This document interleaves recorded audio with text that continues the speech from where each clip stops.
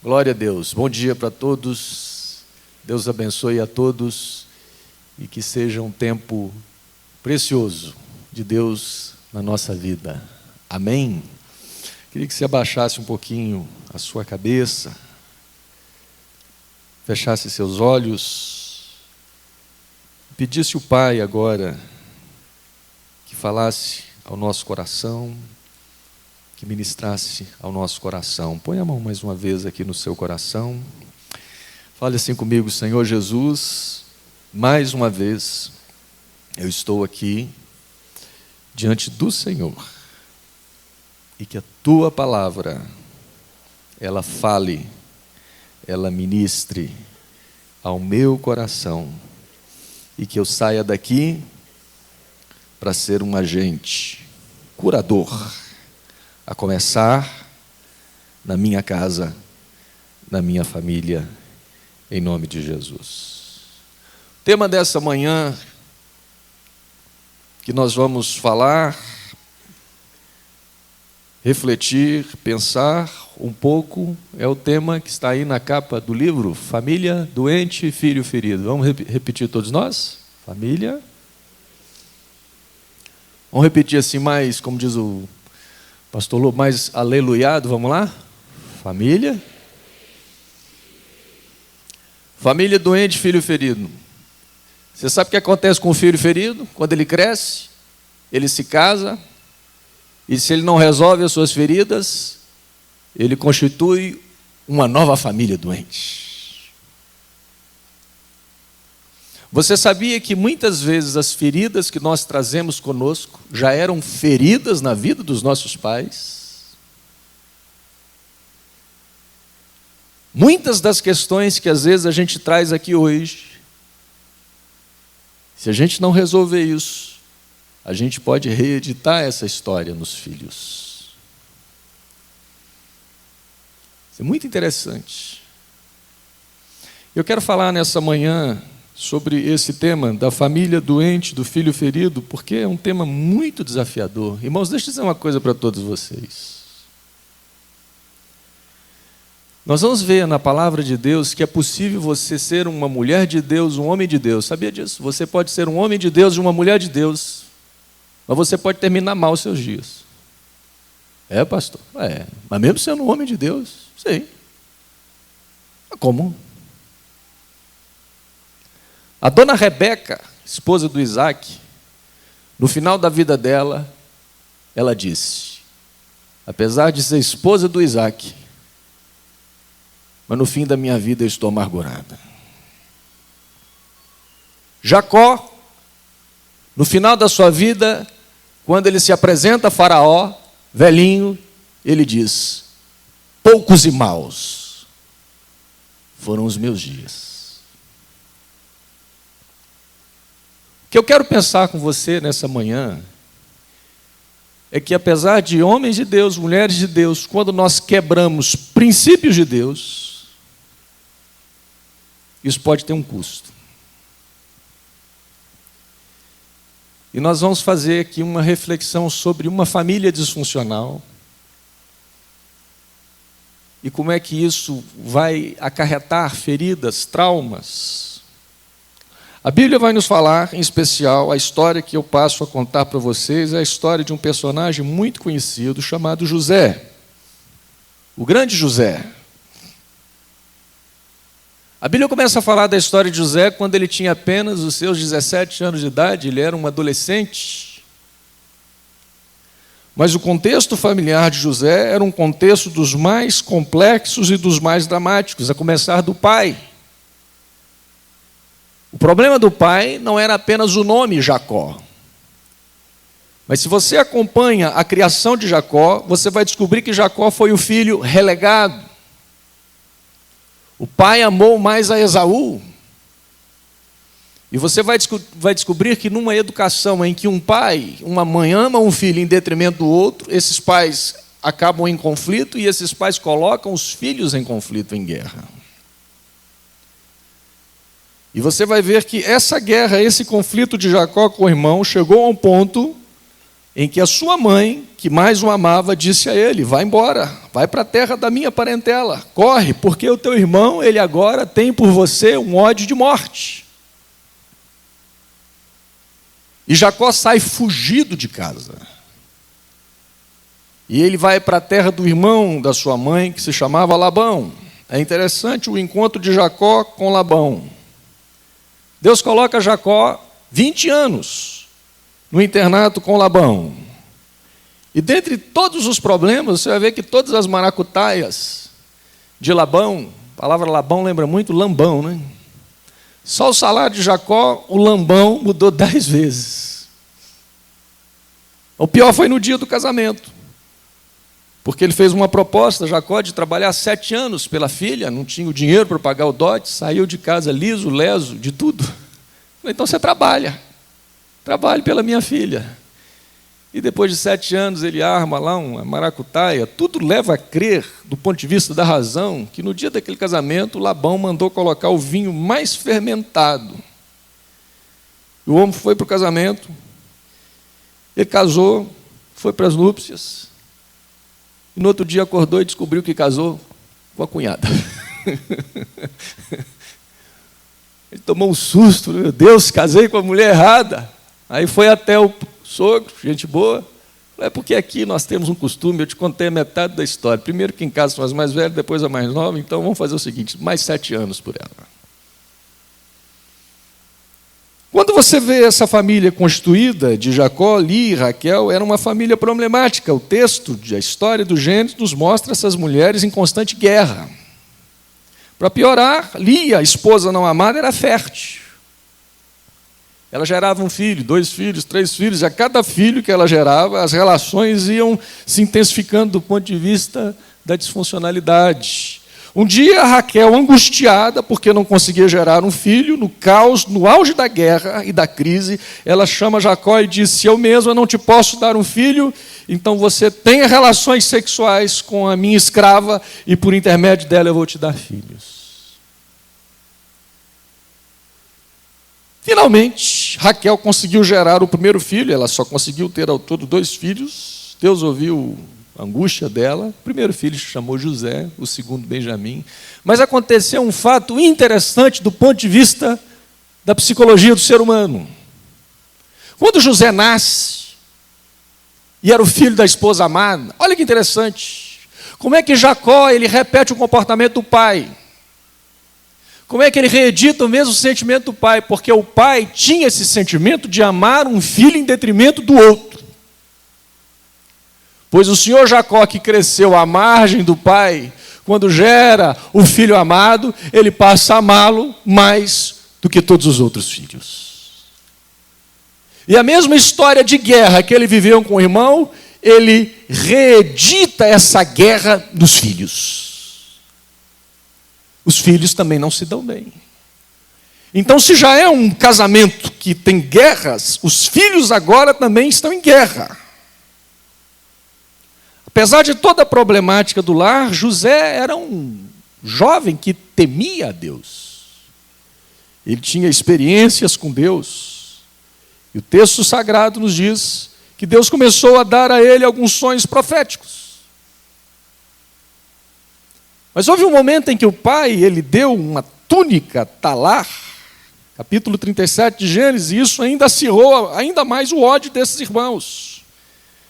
Versículo 4, capítulo 37, diz que vendo os irmãos que o pai amava mais a José do que a eles, passaram a odiá-lo. José então teve um primeiro sonho profético. Ele viu o sol, ele viu 12 feixes de trigo, e dos 12, 11 se dobravam diante dele. E diz o texto sagrado que assim que José contou esse sonho aos irmãos, os irmãos passaram a odiá-lo ainda mais. Se você acompanhar essa história, capítulo 37, versículo 4, diz o texto que os irmãos passaram a odiá-lo. Depois que José conta o sonho, diz o versículo 5 que os irmãos passaram a odiá-lo ainda mais. E depois José teve um sonho em que ele viu o sol, a lua e as estrelas se curvando diante dele, e ele conta esse sonho para os irmãos, e o versículo 8 diz que tanto mais o odiavam, e passaram a odiá-lo. E o odiaram ainda mais, e tanto mais o odiavam. Ódio, ódio, ódio. Aonde vai parar tanto ódio? Os irmãos um dia estavam cuidando da fazenda do pai, do gado do pai. Eles eram criadores de rebanho. Jacó chegou até José e disse: vai ver como se passam os seus irmãos. E José vai até seus irmãos. Só que esses irmãos, eles já estavam num estágio muito, muito avançado de ódio. Quem está num estágio muito avançado de ódio tende a dois caminhos. O indivíduo que vai guardando ódio, ódio, ódio, e ele não pode colocar para fora esse ódio, falar desse ódio, ou executar o ódio, a tendência é que esse ódio volte-se para ele. Um dos caminhos do ódio é a depressão. Raiva que volta para a própria pessoa. É aquele cara que quer matar e porque não pode matar, ele quer morrer. É a vontade de matar que vira o desejo de morrer. Ou ele pode seguir o caminho da vingança, do homicídio. Quando José vê esses irmãos e esses irmãos o veem, um deles se levanta e diz: vem lá o tal sonhador. Matemo-lo, e veremos em que se darão os seus sonhos. O mais velho, chamado Rubens, se levanta no meio deles e diz: não façais isso, porque o jovem é sangue do nosso sangue, carne da nossa carne. Eles colocam José numa cisterna e ficam ali pensando como é que eles vão resolver essa história. Quando vem uma carruagem de escravos, e eles têm essa ideia magnífica: eles não vão matar o irmão, mas eles vão se livrar do irmão. José é negociado como escravo. Você deve saber, quem estudou aqui um pouquinho de história, sabe que um escravo no Brasil, por exemplo, escravo morria com 18 anos de idade, com 19, com 20 anos. Diz que escravo capengando conseguia chegar no máximo aos 30 anos de idade. Isso é no Brasil de 150 anos atrás. Pense quanto tempo deveria viver um escravo na época do Gênesis, no Egito. As condições eram horrorosas. Na cabeça desses irmãos, José, o fim dele era muito próximo, muito rápido. E de lá ele nunca mais sairia. E de fato José vai para o Egito. E chegando lá no Egito, nos lugares em que se compravam esses escravos, Deus interviu e um homem chamado Potifar se afeiçoa, compra José e leva José para dentro da sua casa. E nós chegamos agora a uma segunda lição em relação à ideia do trauma. Todas as vezes que nós temos uma área machucada na nossa alma, a tendência é que essa dor se repita. É interessante isso, pessoas que são machucadas numa área, elas estão sempre reincidindo naquela área. É a ferida aberta que alguém pisa novamente naquela ferida. E de fato José, que veio de uma família disfuncional, doente, ele vai parar justamente numa família disfuncional. Deus começou a prosperar José, Deus começou a abençoar Potifar, mas a família de Potifar era uma família problemática. E a esposa começou a assediar José, todos os dias, diariamente, assediando, até um dia em que essa mulher, ela parte para cima de José com tanta gana, que José corre, mas ela consegue ficar com parte da sua roupa, e ela faz um escândalo, e os oficiais chegam e ela diz: este homem que meu marido disse que é um homem de caráter, tentou abusar de mim, mas a roupa dele ficou como prova do crime de que ele não presta. E novamente a ferida de José é tocada. O Potifar chega e o coloca na cadeia. Ele é novamente traído, ferido, enganado. Mas lá naquela cadeia, Deus conspirava a favor de José. Pouco tempo se passa, Deus começa a prosperá-lo. Lá naquela cadeia, o carcereiro começa a confiar nele. E José então cuidava dos presos. Até que um dia chegou lá um copeiro e um padeiro. Esses homens tiveram sonhos enigmáticos. E José então, dentro dessa veia profética, escuta o sonho de ambos. E José começa a interpretar. Mas para aquele copeiro, José diz: o teu sonho, Deus me fala que você se livrará da espada de Faraó, mas quando você estiver diante de Faraó, eu quero te fazer um pedido. Lembre-se de mim. E talvez aqui nós tenhamos uma terceira ferida, porque o copeiro não se lembrou de José. E esse esquecimento do copeiro, que era um cargo de confiança, de experimentar a comida do rei, antes do rei provar essa comida, custou a José mais 2 anos atrás das grades. Até que um dia o faraó teve um sonho. Ninguém conseguiu interpretar o sonho, nem os sábios, nem os adivinhos, nem os magos. E aí, o homem de confiança do faraó lembrou-se de José. E falou de José a faraó, e disse: lá naquela cadeia aconteceu isso assim, ele é um judeu e tal. Aí o faraó diz: manda chamá-lo à minha presença. E José vai. José é tirado daquelas grades, daquele lugar de escravidão. E quando o faraó olha para José, o faraó diz: eu ouvi a teu respeito de que quando tu ouves um sonho, tu interpretas. E José diz: isso não procede de mim, mas contai-me o sonho, que o Senhor vai te dar a resposta favorável. O faraó conta então o sonho daquelas 7 vacas gordas e magras, das espigas grandes e mirradas. E José diz: a interpretação é esta: 7 anos haverá de prosperidade sobre o Egito.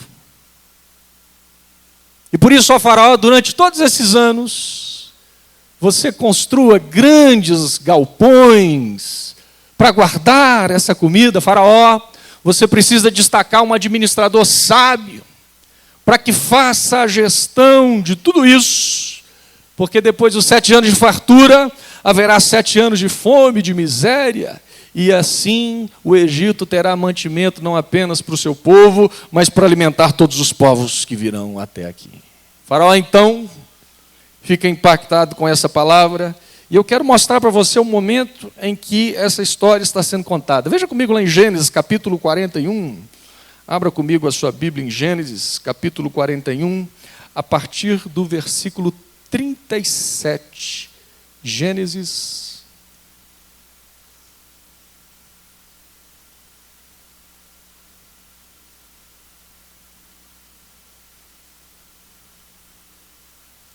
Gênesis 41, a partir do versículo 37. O conselho foi agradável a Faraó e todos os seus oficiais. Disse Faraó a seus oficiais: acharíamos porventura homem como este em quem há o Espírito de Deus? Depois disse Faraó a José: visto que Deus te fez saber tudo isto, ninguém há tão ajuizado e sábio como tu. Administrarás a minha casa e a tua palavra obedecerá a todo o meu povo. Somente no trono eu serei maior do que você. 41. Disse mais Faraó a José: vês que te faço autoridade sobre toda a terra do Egito. Então tirou o Faraó o seu anel de sinete da mão e pôs na mão de José, e fê-lo vestir roupas de linho fino, e lhe pôs ao pescoço um colar de ouro. E fê-lo subir ao seu carro, o segundo carro, e clamavam diante dele: inclinai-vos. E desse modo constituiu sobre toda a terra do Egito. Disse ainda Faraó a José: eu sou o Faraó, contudo sem a tua ordem ninguém levantará a mão ou pé em toda a terra do Egito. E a José chamou o Faraó de Zafenate Paneia, e lhe deu por mulher a Zenate, filha de Potífera, sacerdote de On, e percorreu José toda a terra do Egito. Agora repare no detalhe do verso 46. Era José da idade de quantos anos?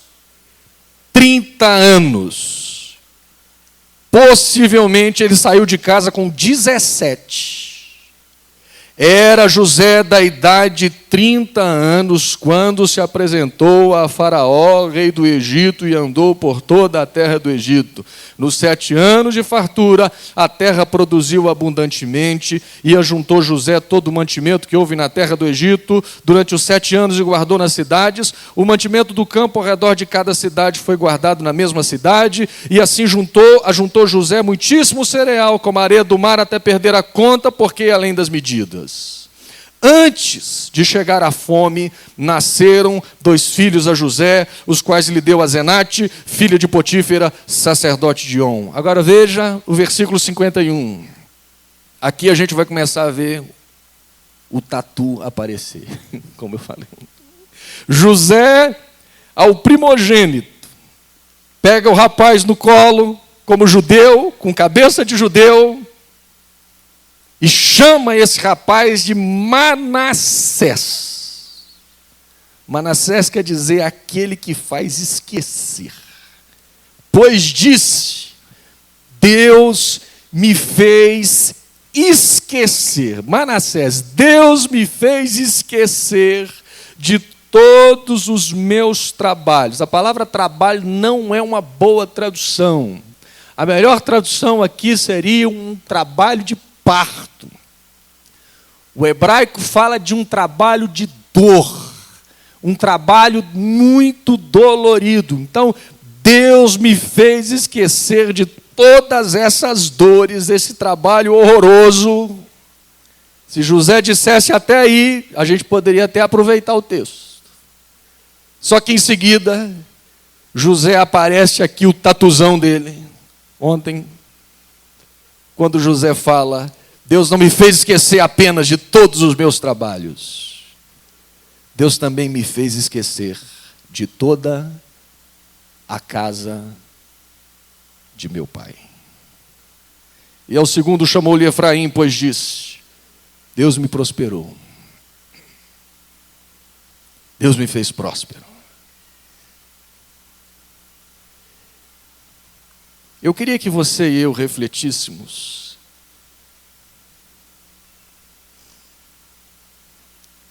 Treze anos longe de casa.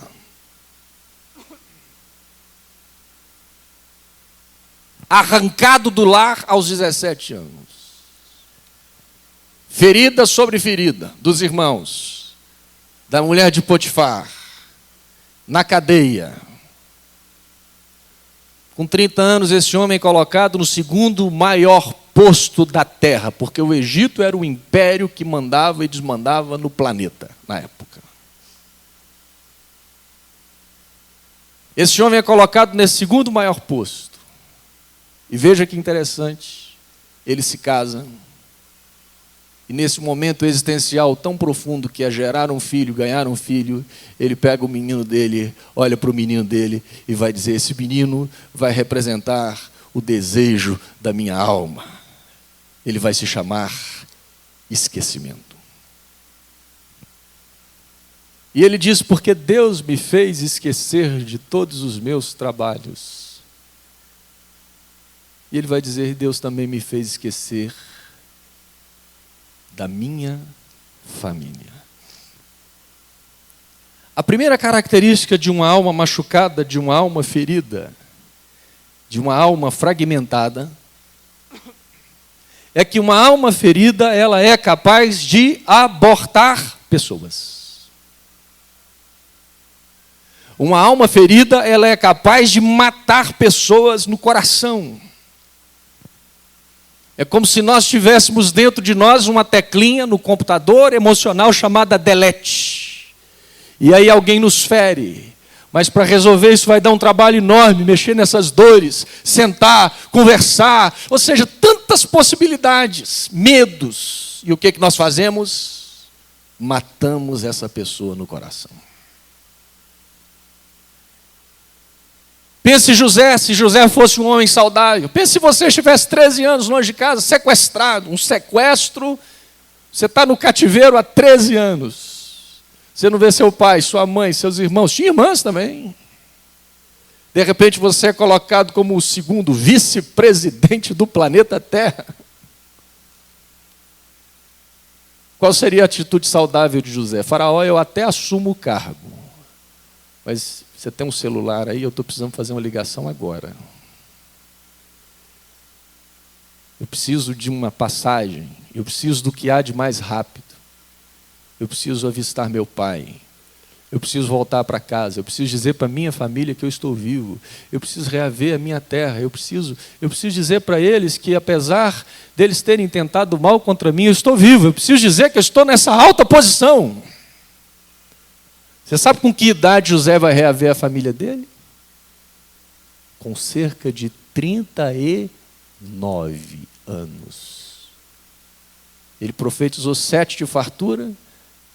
2 anos ainda a família se sustentou com aquilo. E a família veio a ele. Porque por ele a família estava morta. Eu fico imaginando o faraó dizendo para ele: rapaz, vai lá ver sua casa. Vou te dar um mês de férias. Não. Eu não quero mexer nesse passado. Eu esqueci desse passado. Alguém disse que, na verdade, o oposto do amor não é o ódio. É a frieza. Às vezes tem gente que confunde frieza com perdão. Não, eu lembro que eu atendi uma pessoa uma vez, uma história de cinema, de filme de terror. Todas as machucaduras que o pai havia feito com aquela moça. Depois ela me contar todos aqueles horrores. Eu perguntei: o que você sente pelo seu pai? E ela é uma moça cristã. Ela falou assim: graças a Deus, eu não tenho ódio dele, eu não tenho mágoa dele, eu não tenho ressentimento dele, eu não tenho nenhum desses sentimentos. Eu falei: então você ama seu pai, você gosta dele? Ela falou: não, eu também não amo ele não. Aí ela olhou para mim e falou assim: eu vou te dar um exemplo do que eu sinto meu pai. Se um mosquito morrer e o meu pai morrer, é a mesma coisa, é isso que eu sinto por ele. Nada. A gente enterra esses sentimentos tão profundamente. Você sabia que é possível um cônjuge matar o outro no coração e está dormindo na mesma cama por anos e anos e anos e anos, mas no coração aquela pessoa já foi abortada? Filhos à semelhança do pródigo, que um dia saíram de casa e abortaram no coração os seus pais, ou seu pai. Mas nós vamos perceber que José, apesar de ter dito: Deus me fez esquecer de toda a minha casa, Deus disse para ele assim: José, apesar de você ser um homem de Deus, tudo isso, mas eu quero te mostrar que eu sou Deus de família. E estes que você quis esquecer, eu vou trazê-los de volta até você. E eu quero mostrar para você o reencontro dessa família. A gente está muito acostumado a ver reencontros no programa do Gugu, da Márcia Goldschmidt, mas eu quero te mostrar o reencontro dessa família aqui na Bíblia. Abra comigo no capítulo 42 de Gênesis. Você vai ver como é que vai ser bonito esse encontro. Gente, vai dar até cadeia nesse negócio. Gênesis 42. José aqui já está com cerca de 39 anos de idade, 22 anos depois, 22 anos mais velho, a família volta. Capítulo 42, verso 6. Era José governador daquela terra. Era ele quem vendia todos os povos da terra. E os irmãos de José vieram e se prostraram o rosto em terra perante ele. Verso 7. Vendo José a seus irmãos, reconheceu-os. Porém, olha o que o pastor Sebastião disse, a escolha. Porém, não se deu a conhecer. A segunda característica de uma alma ferida, de uma alma machucada, é que uma alma machucada não se mostra. Uma alma machucada não se mostra. Você pode estar convivendo com alguém, ou um amigo, ou uma pessoa, e às vezes você não sabe que o que você está vendo não é a pessoa. Você pode estar vendo uma máscara. O ser humano ele é capaz de se esconder, de não se mostrar. Há um detalhe na Bíblia muito interessante de um homem muito famoso na Bíblia chamado Naamã. Ele era um coronel, um general, um comandante de guerra, famoso nas batalhas. Diz o texto que ele havia conquistado muitas batalhas, cheio de medalhas, de indumentárias. Porém, leproso. E eu fico pensando do seu Naamã quando ele chegava em casa, cheio das medalhas, todo. E aí o Naamã ia tirar a roupa dele. Abrir a sua camisa. A mulher devia olhar e falar assim: General Naamã, porém, leproso. Os filhos deveriam olhar para o senhor Naamã e dizer: o papai é famoso lá fora, mas aqui dentro de casa, ele é leproso.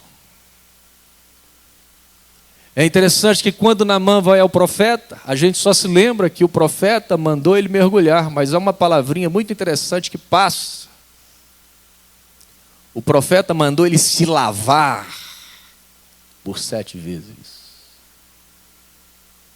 E se você quiser lavar algo, você precisa se despir.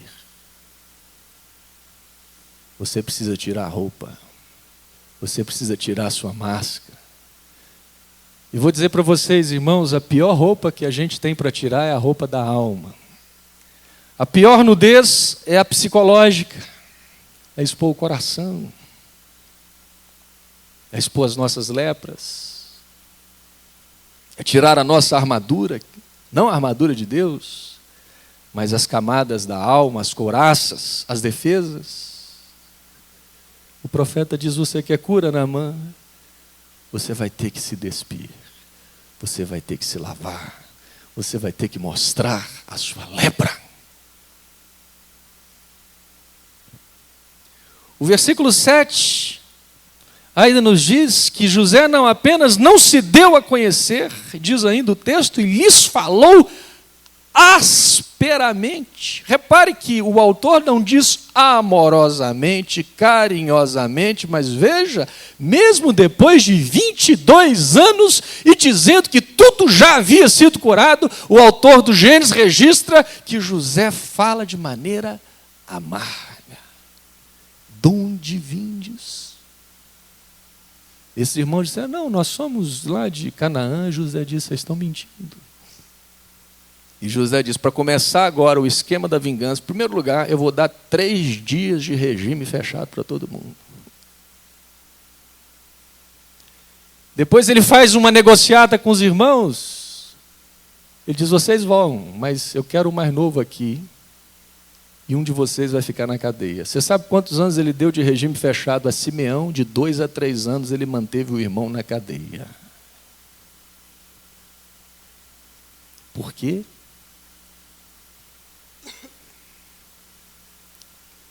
Porque esse homem guardava a sua mágoa, o seu ressentimento. Isso estava guardado no seu coração. Versículo 9. Diz o texto no versículo 9: então se lembrou José dos sonhos que tivera a respeito deles. Olha, a mente dele volta a 20 e tantos anos atrás. A mente dele começa a se recordar de quando ele contou o sonho, do ódio. Você sabia que uma das características da ferida é que uma das marcas dessa ferida é que o passado sempre volta. Passado não resolvido não é passado, é presente. É presente que dói. É esse passado que volta nas situações das mais inesperadas. De repente, até o simples fato de você entrar aqui e alguém se dirigir a Deus como Pai, a própria palavra Pai, às vezes pode doer.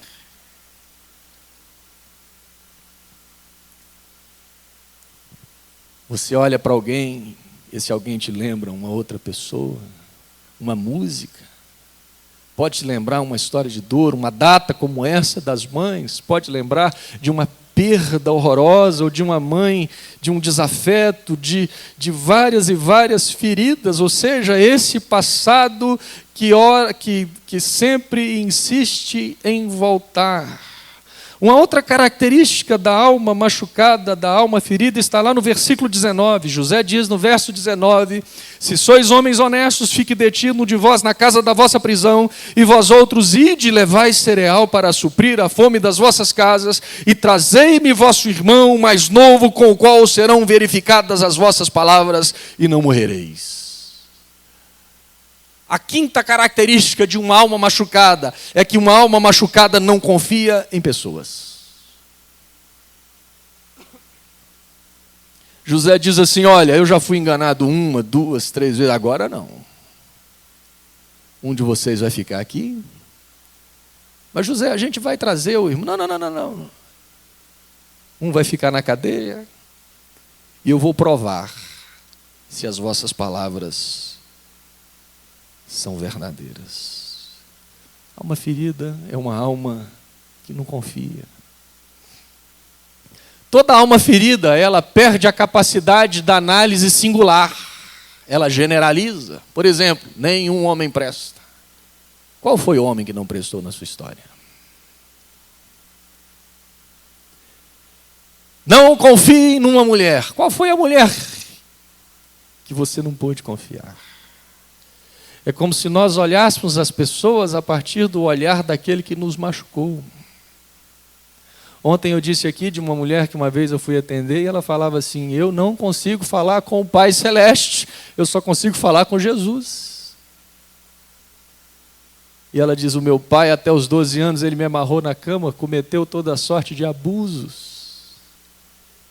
Eu me converti e me disseram: Deus é Pai. E ela disse: Deus é Pai, eu não posso confiar nele. A alma ferida não consegue confiar. É o mecanismo do trauma em que a gente tenta se proteger.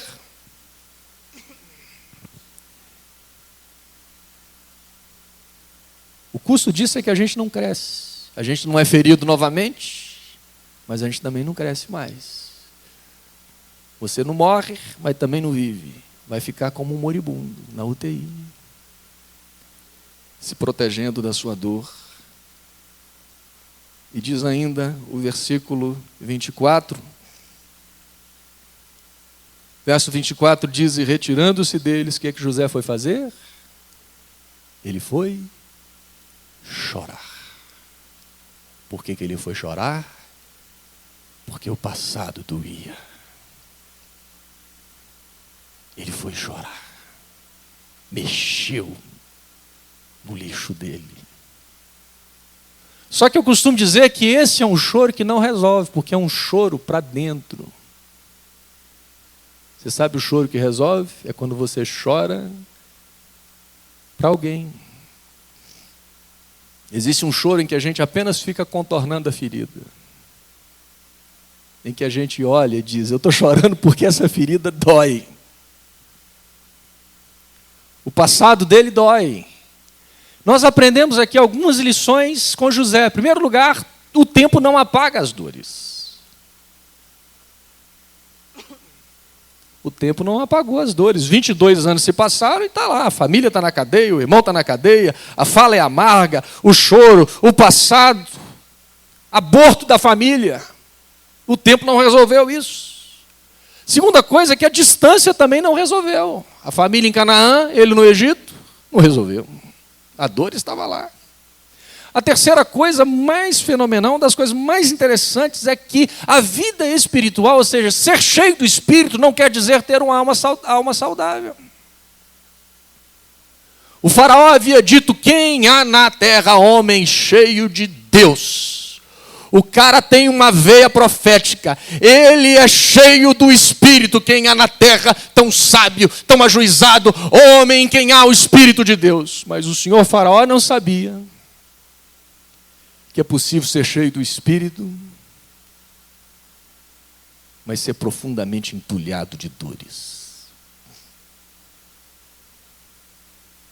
O esquecimento não é sinônimo de cura.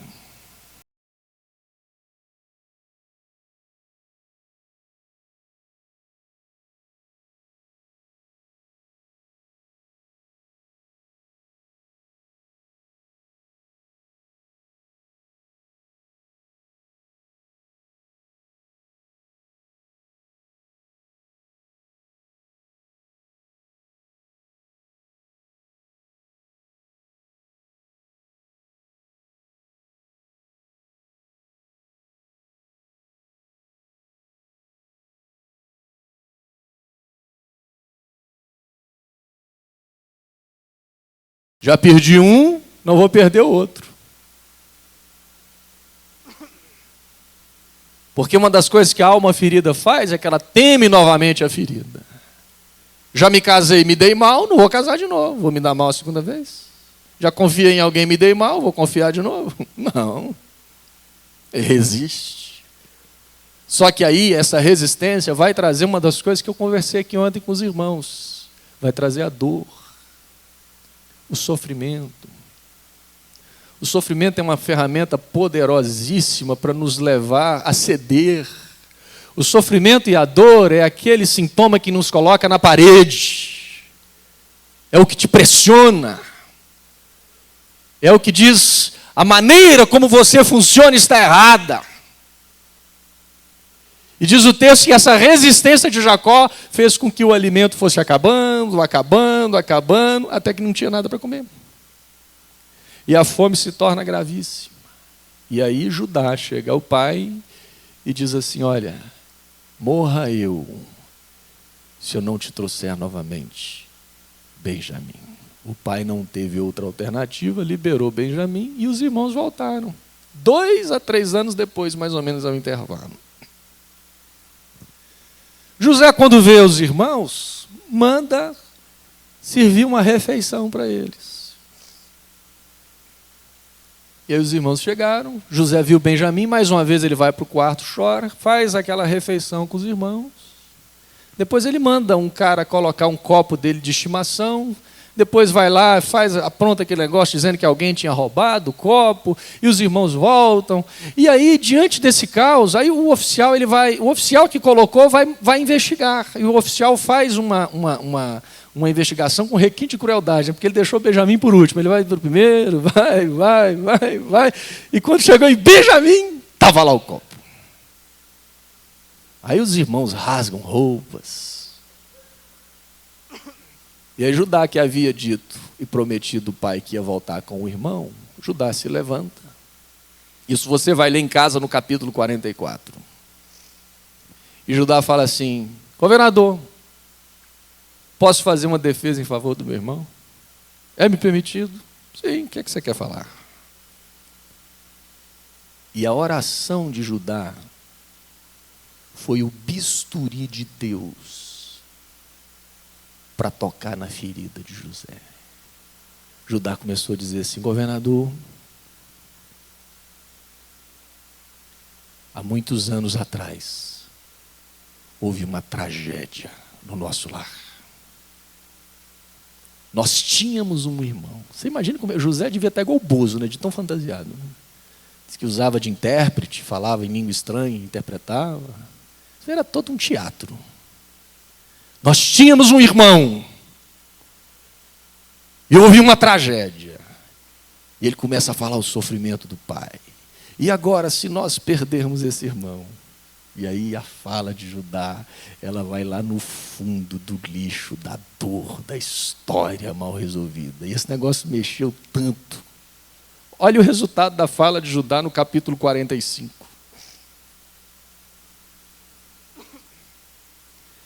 Capítulo 45, versículo 1. Então José, não se podendo conter diante de todos os que estavam com ele, bradou: fazeis sair a todos da minha presença. E ninguém ficou com ele, quando José se deu a conhecer a seus irmãos. E levantou a voz em choro, olha aí a possessão choral. E levantou a voz em choro, de maneira que os egípcios o ouviam, e também a casa de Faraó. A choradeira de José chegou lá. Aí quando o homem consegue se recompor, e disse a seus irmãos: eu sou José. Vive ainda o meu pai?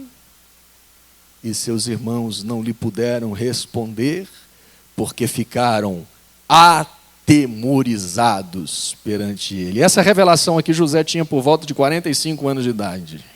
E disse José a seus irmãos: agora chegai-vos a mim. E chegaram-se, e então disse: eu sou José, o vosso irmão, a quem vendestes para o Egito.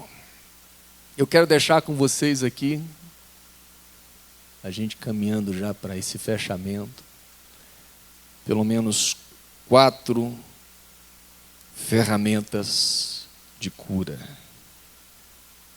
4 ferramentas de cura. Preste atenção. Todos que estivemos assentados aqui nesse auditório. Primeiro, você pode ser o segundo maior homem do planeta. José era um tipo de Cristo. Tem gente que até escandaliza. Meu Deus, mas José... É, José.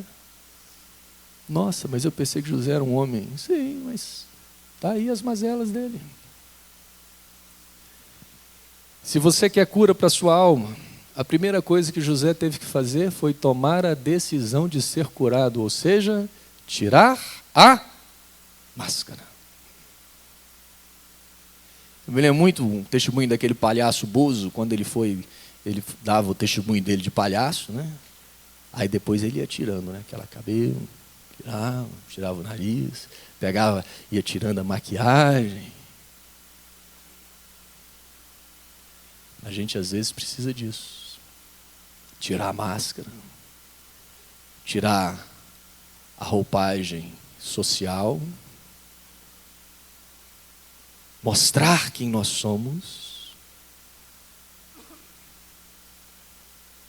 José tirou a sua máscara. Ele diz: eu sou José. Chega de farsa. Chega desse teatro. Porque por trás desse governador, o que vocês têm aqui é o irmão de vocês.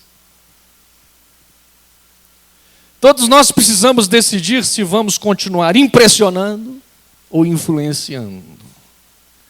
As multidões são impressionadas pela nossa imagem. Mas você só vai conseguir influenciar as pessoas tirando a máscara.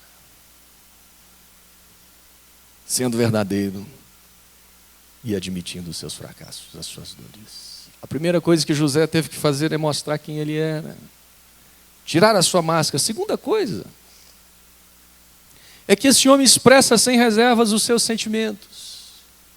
Tudo aquilo que estava guardado. Gente, eu fico pensando que do ponto de vista psicossomático, a quantidade de dores que esse homem devia ter, não devia ser um negócio fácil, não. Porque você pegar toda essa lixaiada e guardar por anos e anos e anos e décadas, e você guardar isso mais de 20 anos, essa dor de um dia ter sido tirado do seu lar, você imagine a energia que é você pegar esse lixo e manter esse troço lá embaixo. Isso escapa numa dor de cabeça, numa gastrite, numa úlcera, numa tonteira, em tantos sintomas que vai para muitos lugares do corpo. Mas você imagina a libertação que é quando esse cara tira a máscara e essa dor guardada explode. E quem passava na rua, no palácio de Faraó, José estava mais ou menos dizendo como aquela música: não importa o que vão pensar de mim, agora eu quero Deus. José coloca para fora a sua dor. Outra coisa importante que José faz é que ele não apenas deixa a sua dor sair, mas ele diz para os irmãos: eu sou José, eu sou aquele a quem vocês venderam para o Egito. Ele não fala assim: eu sou aquele a quem vocês feriram. Eu sou aquele a quem vocês fizeram todo aquele mal. Ele diz: eu sou aquele a quem vocês venderam. Venderam para o Egito. José está dizendo: a minha dor tem nome. A importância de dar nome às nossas dores. De falar da dor. Eu me lembro de uma mulher que eu fui atender. Ela me procurou com 40 e tantos anos de idade. De uma igreja batista. Com 18, 19 anos de idade, ela foi numa consulta com um ginecologista. Crente. Foi ser examinada. Examina para lá, examina para cá. Terminou numa relação sexual no consultório. Ela sai daquele consultório apavorada. Passam uns dias, ela começa a sentir enjoo. ela faz um exame e está grávida. Volta ao médico e o médico faz o aborto. Ao mesmo médico. Crente batista, filha de pais crentes, guardador. 1 ano, 2 anos, 5 anos, 10 anos, 20 anos. Quando essa moça, com mais de 20 anos depois, decide falar disso, ela, assim como José, estoura. Se a gente não fala da dor, se a gente não confessa a dor fala através do sintoma. Se você não quiser que o seu estômago fale por você, fale por ele. Se você não quiser que a sua dor de cabeça fale por você, fale por ela. José dá nome à sua dor. E a última coisa que José, a partir disso, consegue fazer, e que já é um resultado natural disso, está lá no versículo 14 e 15. Quando José tira a máscara, expõe a dor, chora a dor, dá nome à dor, aí no verso 14 fica mais fácil.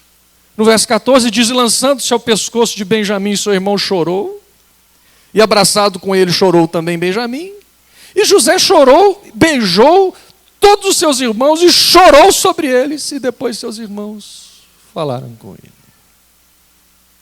José então consegue tocar, abraçar, chorar. 25 anos depois, ele consegue se reconectar à sua família. Você sabia que toda alma machucada é uma alma desconectada? Toda alma machucada é como se ela fosse um filho pródigo, que rompe, que se desconecta de um relacionamento. José então abraça os seus irmãos. Ah, pastor, por que eu abraço e às vezes não resolve? Porque muitas vezes nós não tiramos a máscara, nós não deixamos a dor sair, nós não damos nome, nós não conseguimos dar nome à nossa dor. Vamos ficar de pé então, eu quero só ler o último versículo aqui com vocês. Vamos ficar de pé para a gente fazer um momento de oração. Esse é um dos versículos mais legais. E eu quero ler com toda a igreja. Versículo 5. Capítulo 45, verso 5.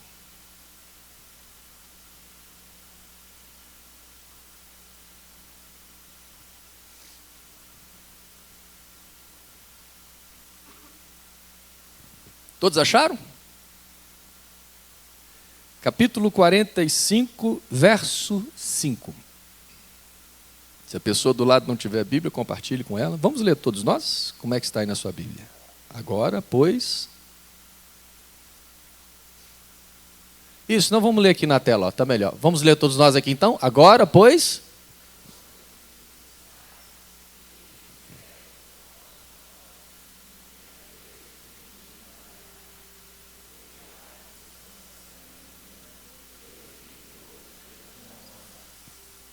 Gente, isso aqui é uma coisa fantástica. José diz: não vos entristeçais, nem vos pese aos vossos olhos, por me haverdes vendido para cá. Sabe por quê? Porque para a conservação da vida. Sabe o que eu estou entendendo agora? O que diz aqui? Você sabia que um dos maiores milagres, guarde isso, se você esquecer tudo, guarde isso. Um dos maiores milagres nesse processo, quando Deus nos sara, é que Deus transforma a nossa dor no nosso maior projeto de vida. Há um trecho do livro do Rick Warren, pode voltar lá para o slide, muito, muito forte, muito forte. Não, isso. Ué.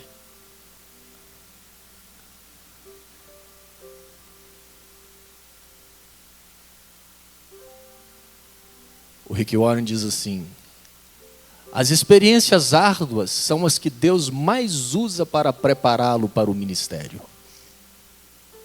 Vamos ler todos nós? O que está aqui? Deus. Mais uma vez. Na verdade, é muito provável que o seu maior ministério surja de sua dor. Quem poderia ministrar melhor aos pais de uma criança com síndrome de Down do que outro casal que tem um filho padecendo do mesmo mal? Quem poderia ajudar melhor na recuperação de uma alcoólatra do que alguém que tenha combatido esse demônio e tenha achado a liberdade? Quem poderia confortar melhor uma esposa que tenha sido trocada por uma amante do que uma mulher que tenha passado pela mesma agonia? Se você deseja ser usado por Deus, deve entender uma verdade poderosa.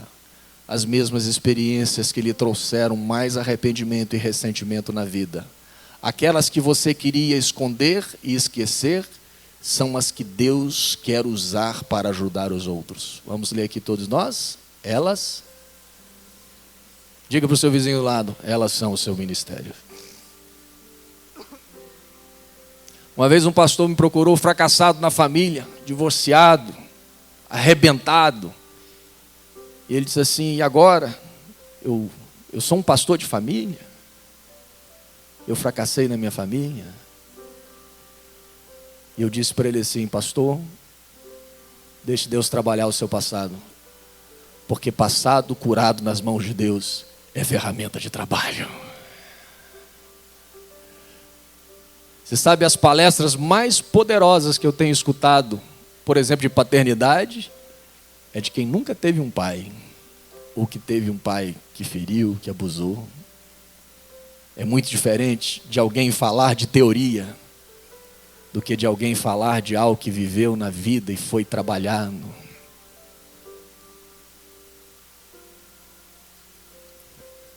O seu passado pode ser reciclado, mas você precisa deixar Deus trabalhar essa história.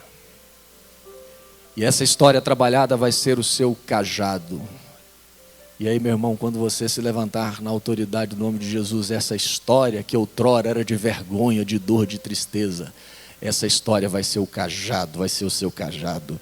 E você vai tocar nos corações, e os rios vão se abrir, o mar vai se abrir. E com aquela consolação que Deus te consolou, você vai ter poder de Deus para consolar pessoas, em nome de Jesus.